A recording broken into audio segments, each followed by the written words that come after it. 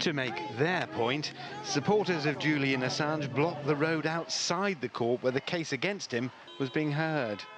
Assange, they say, a journalist speaking truth to power, and not, as alleged by the United States, a computer hacker stealing classified military secrets. This case is not about hacking. This case is about a journalist and a publisher who had conversations with a source about accessing material, encouraged that source to provide material, and spoke to that source about how to protect their identity.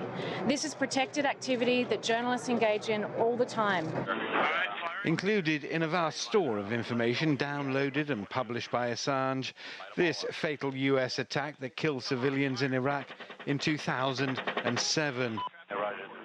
This is the second court appearance of the week for the 47-year-old. On Wednesday, he sentenced to nearly a year's prison for jumping bail in 2012. At the time, wanted in Sweden in connection with allegations of sexual assault and rape.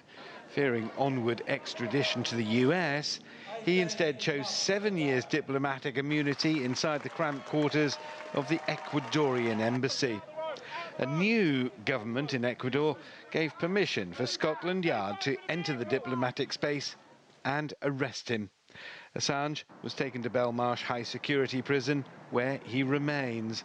His legal team argues the case is politically motivated and he'd fail to get a fair trial if extradited to the US. This hearing could be just the beginning of a long legal haul for Julian Assange and his lawyers. There are some estimates that it could take years before a decision on his extradition is finally made, and could even end up in the European Court of Human Rights. That is, if Britain, after Brexit, is still a member of the European Union.